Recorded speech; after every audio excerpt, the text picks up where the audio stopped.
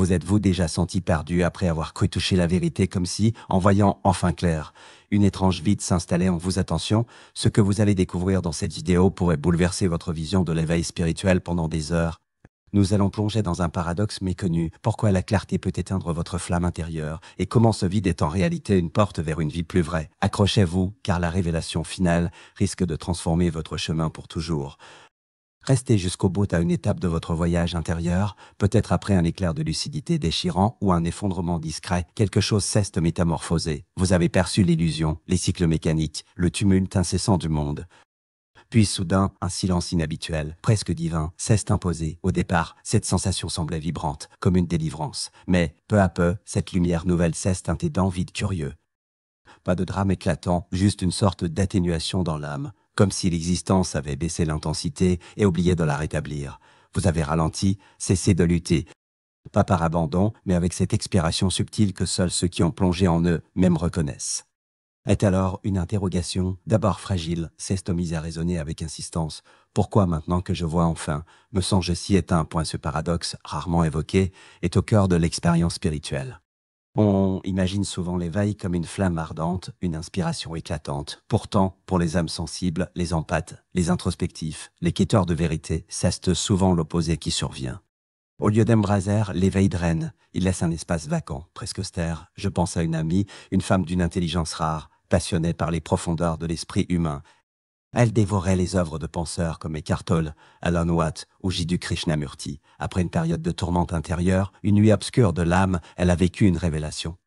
Elle avait dépassé l'ego, vu au-delà des mirages de la réussite sociale. Mais, quelques semaines plus tard, elle se retrouvait immobile, clouée au lit, incapable de se lever. Elle m'a confié, avant, je souffrais de ne pas en faire assez. Maintenant, je ne ressens. C'est plus le besoin d'agir. Elle attendait une illumination éclatante. Elle a trouvé un vide que nul exploit ne pouvait combler. Carl Gustav Jung, pionnier de la psychologie des profondeurs, avait anticipé cette ombre étrange qui accompagne l'éveil. Loin des promesses des guides spirituels contemporains, il saisissait ce que signifie rendre visible ce qui est enfoui. Il écrivait « L'illumination n'arrive pas en invoquant des visions lumineuses, mais en osant explorer les zones d'ombre. » Ces mots sont poétiques, mais le processus qu'ils décrivent est exigeant. Cette prise de conscience n'est pas une arrivée triomphale. Elle marque le début d'une dissolution intérieure. L'ancienne version de vous, vos certitudes, vos ambitions, vos routines, vos liens, votre perception du temps commence à se friter doucement. Voici un point crucial. Souvent passé sous silence, votre ego ne s'évanouit pas. Il se retrouve désorienté, privé de ses balises habituelles. Sans cette boussole familière, la motivation perd son cap. Vous n'êtes pas perdu ni déprimé. Vous êtes dans un espace liminal, un seuil sacré. Vous avez quitté un monde sans encore habiter le suivant. J'ai envoyé cette phase comme une étape clé de l'individuation, ce chemin vers l'authenticité profonde. Et voici une vérité essentielle. Ce que vous traversez n'est ni une faute ni une fragilité. C'est une invitation ancienne, presque mystique, à renaître sous une nouvelle forme. Si ces mots vous touchent, écrivez dans les commentaires « Je traverse un vide sacré pour me redécouvrir ». Jung aurait peut-être ajouté, avec une pointe de sagesse, la vérité vous dépouille avant de vous enrichir. Si cela résonne, notez-le aussi. Cette perte d'élan n'est pas un échec, c'est une métamorphose. Vos anciens objectifs, vos listes interminables, cette frénésie d'accomplir, tout cela se fasse parce que vous ne croyez plus au scénario d'avant. Vous ne fuyez plus le vide, vous le parcourez, et c'est dans ce passage que la magie opère. Un jour, ce brouillard se dissipera. Vous ne retrouverez pas votre ancienne fougue, vous en découvrirez une autre, plus douce, plus ancrée, alignée non pas sur une quête de validation, mais sur l'expression de votre être véritable. Si la foi guide vos pas, affirmez dans les commentaires « Je ne suis pas seul, une force plus grande m'accompagne ». Ressentez la sérénité s'installer. Restez avec moi, car nous allons explorer ce qui se passe dans votre esprit après cette ouverture spirituelle et pourquoi ce désarroi pourrait être la mise à jour la plus profonde de votre existence. Ce n'est pas votre petit moi, avide de reconnaissance ou de succès, qui mène la danse. C'est une part plus vaste, silencieuse, que l'on pourrait nommer l'âme. Cette présence ne joue pas les jeux de l'ego. Elle ne s'embarrasse ni de statut, ni de certitude. Elle existe pour une seule raison, manifester la vérité à travers vous. Après une véritable ouverture de conscience, votre psyché entame un réajustement subtil mais radical. Elle rejette ce qui sonne faux, les efforts artificiels, les masques sociaux, les ambitions imposées par le monde extérieur. Parfois, même vos rêves les plus chers, ceux que vous aviez soigneusement notés dans un carnet en 2021, perdent leur éclat. C'est pourquoi l'éveil peut être à la fois libérateur et déstabilisant. Vous percevez la réalité plus nettement, mais vous ne savez plus où aller. Jung l'avait pressenti. S'arrêter à ce stade, c'est risquer de glisser dans une illusion plus subtile. Certains, pensant que tout est illusoire, se retirent, s'isolent, se figent. Mais attention, ce n'est pas du détachement, c'est de la rupture. Ce n'est pas la paix, c'est l'asthésie. L'âme, elle, ne cherche pas à fuir l'existence. Elle veut la traverser, l'habiter pleinement. Elle ne rejette pas le monde, elle le réinvente à travers vous. Mais pour cela, vous devez naviguer dans une phase étrange, souvent imperceptible. Charles la décrivait comme un entre-deux, un moment où vous n'êtes plus tout à fait l'ancien vous, mais pas encore la version à venir. Ce n'est pas un moment qu'on affiche sur les réseaux sociaux. Il ne suscite pas des milliers d'applaudissements. Il ressemble à du silence, à des heures où vous ne savez plus quoi dire, tandis que le monde continue sa course effrénée. Jung dirait, vous n'êtes pas égaré, vous êtes en transition. Vous avez cessé de vous identifier à l'ego, mais vous n'avez pas encore appris à vivre depuis l'âme. C'est ici que beaucoup se jugent à tort. Dans une culture obsédée par l'action constante, toute pause semble un échec. Pourtant cette pause, elle n'est pas une faiblesse. C'est un rite de passage. Jung parlait d'un basculement intérieur, d'un moment où l'énergie se retourne. Vous passez de « je dois tout accomplir » à « pourquoi faire quoi que ce soit ». Ce renversement est une alchimie sacrée, une gestation d'une nouvelle version de vous. Dans les récits mythiques, on appelle cela la phase de l'ermite, la dissolution avant la renaissance, comme une chenille qui se transforme en liquide informe, ni insecte, ni papillon, juste une matière en attente. Cette matière ne produit rien, ne s'agite pas.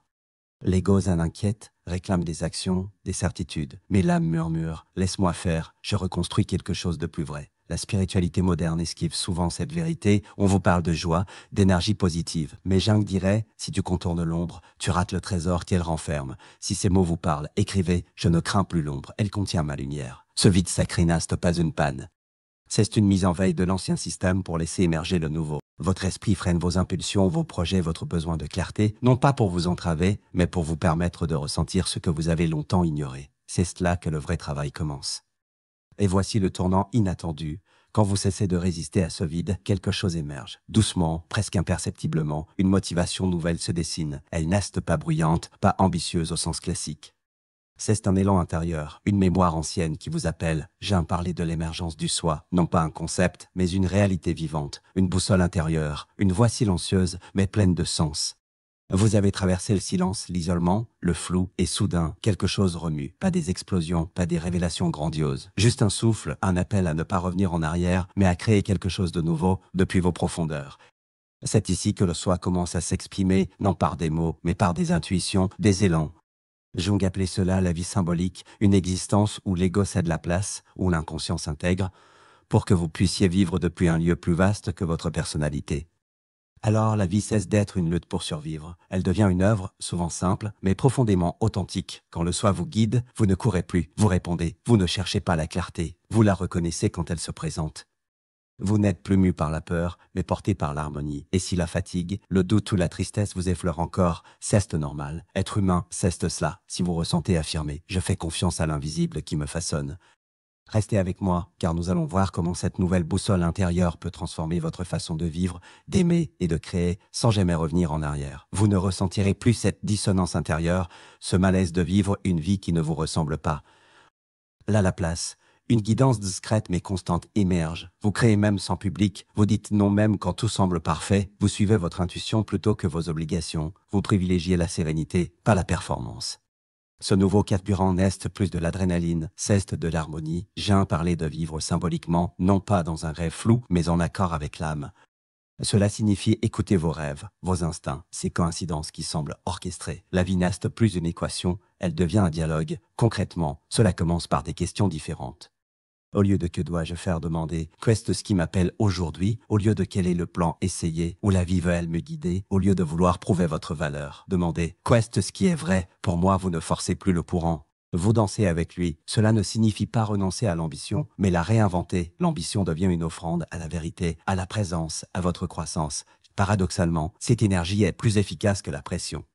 Elle est durable, portée par l'âme. Ce n'est pas « je dois », mais « je veux », car cela sonne juste. Souvent, cela vous pousse à créer, à transmettre, à accompagner, non pas par devoir, mais parce qu'un murmure intérieur dit « oui ». Si votre étincelle semble éteinte après votre éveil, c'est que l'ancienne flamme cesse de consumer. Elle devait s'éteindre pour laisser place à une lumière plus stable, qui ne vacille pas au moindre coup de vent. Jung n'a jamais prétendu que ce chemin serait simple. Mais il a laissé des repères pour ceux qui osent le fanteur. Si vous lisez ceci, c'est ce que vous êtes déjà en route. Il ne s'agit pas de ranimer l'ancienne motivation, mais d'en découvrir une nouvelle, enracinée dans l'unité, pas dans l'apparence. Si cela vous parle, écrivez « Je ne cherche plus à briller, je suis ici pour rayonner ». Ce n'est pas la fin de votre éveil, c'est le début de votre incarnation. Si ces mots ont éclairé une part de votre chemin, partagez votre ressenti dans les commentaires. Ce chemin n'est pas à parcourir seul. Si vous souhaitez plus de contenu reliant psychologie, âme et vie réelle, abonnez-vous à Sagesse Fractale. Et puis, un jour, dans un moment ordinaire, quelque chose bascule. Vous faites la vaisselle, marchez sous un ciel d'automne, et soudain, une paix étrange vous enveloppe. Pas une paix spectaculaire, mais une qui murmure « Tu peux vivre à nouveau, à ta manière ». Cette phase est subtile. Elle ne s'annonce pas avec des certitudes, mais avec des élans. Vous ne savez pas encore où vous allez, mais le prochain pas compte plus que le plan entier. Beaucoup abandonnent ici, attendant une clarté totale. Mais la clarté vient en avançant, pas en restant immobile. Vous remarquez des signes, une rencontre fortuite, une phrase entendue, une idée récurrente. Ce ne sont pas des hasards, c'est la vie qui dialogue avec vous, maintenant que vous écoutez autrement. Jung appelait cela le dialogue avec l'inconscient, votre guide le plus sûr. Dans ce nouvel espace, vous n'êtes plus en compétition, vous êtes en connexion. Vous n'agissez pas pour obtenir, mais pour honorer ce qui vous anime.